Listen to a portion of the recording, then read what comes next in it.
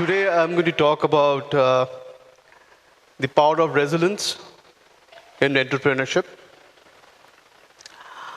Imagine that you guys are in front of investors and you're requesting them to put in their funds in your company. And you have prepared your PPT, you have done all your homework, you are doing a presentation in front of the investors, and with lots of hopes, obviously, to raise funds from them.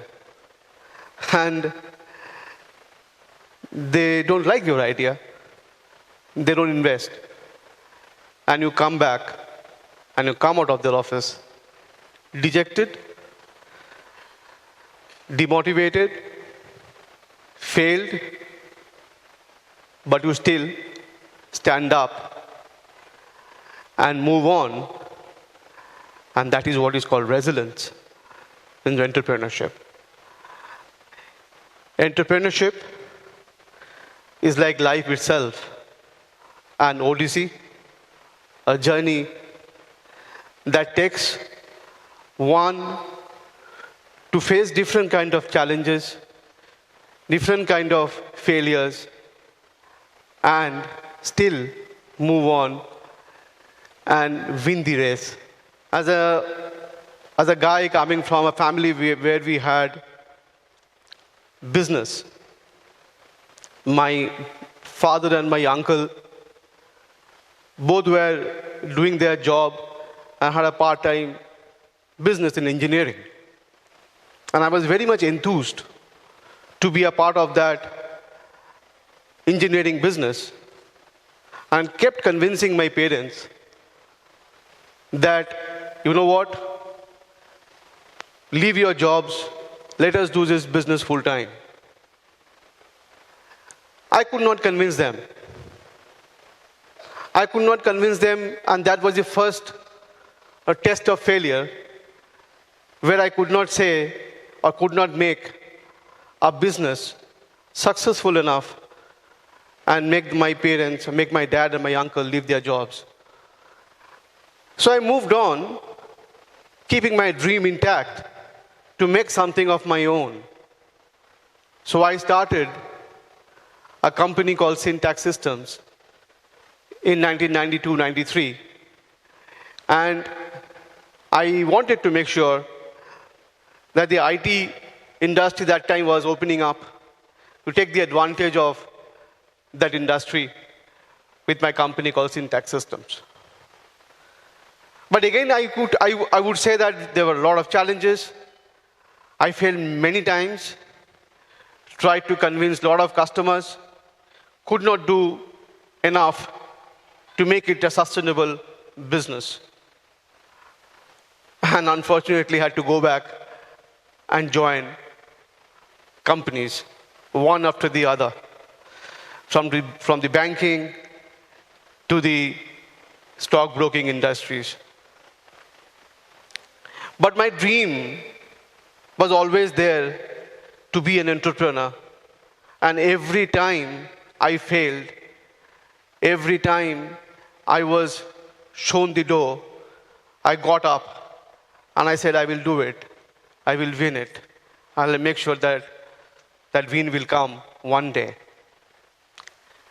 So in that journey of my work life, I had some moments which actually dragged me down and brought me on my knees. I lost my job in 2009. I again lost my job in 2013. I lost my father in 2013, and I lost my mom in 2015. These are the times when I could realize that these are the challenges where only resilience can make me overcome all the kind of stuff, all the kind of challenges, all the kind of falls with triumphs and success. I have moved on from all my losses, job losses that I had. I came out of my emotional turmoil after I lost both my parents. and wanted to always keep my dream intact and make sure the resilience is always there, intact in me. In 2016-17, when I was working with Philip Capital in the private client group, I had an opportunity to meet my other two colleagues, founders, and started with a concept of bringing in a high-end research and analytics platform in India. It was already there from the other different companies, but we thought that we would make a difference. And that's how Engine started. So Engine Research was started with a kind of objective to make sure that all my retail advisors and institutions can get a very high-end analytics platform to advise their customers. And as I said always, that taking a risk, leaving a very high-paid job in 2016-17 and starting everything once again. At a very prime age of mine, I thought my dream of being an entrepreneur probably will come true. And then in 2017-18, we signed up with L&T Wealth, and that's the journey that started of Engine Research. My other founders could not believe that we could sign an institution for the product that we all developed. And you won't believe today, we are present in more than 90 locations in India. All large institutions are my customers. We have most of the retail advisors using my platform. We have been given an opportunity by UK government to open a 100% subsidiary in UK. And we are now one of the best analytics platform in the country. But the point is here, I'll talk again, that power of resilience. And the power of resilience comes here again when in this journey of Engine, 1.5 years we founders could not take a single paisa salary. A very, very challenging time for us, where we could not even think that whether this company would move ahead or not. A very, very challenging situation. But you know, the resilience I talked about, that came into play. And then we, got all our courages together and moved ahead. And we started raising funds, one after the other. And let me tell you, all our fundraising that we did from 2019 onwards, all were oversubscribed. And today, we are one of the most valuable startup with net worth positive and a debt-free and hopefully a profitable company this year. So I would like to tell that despite this kind of challenges that we had, all the kind of failures that we face, all the kind of different kind of demotivation that we could face, we never said that we can't do. We always said, we will do it, and I will do it, and I will make it happen. I remember, while we were talking about raising funds during our very challenging time, in 2019, 20, and 21, I could hear somebody saying that, Deb, you know what? You don't have any experience in raising funds. You are a wealth guy. All your life you have sold, financial products. You don't have any experience in investment banking. You cannot raise funds. You should learn how to raise funds from me, one of my very close friends said. And you know what? I proved once again, single-handedly, bringing in 54 investors in my company, all pre-Series A, Series A, and Series B fully subscribed at respective valuations, could prove everyone that I can do it. And that is what is called power of resilience.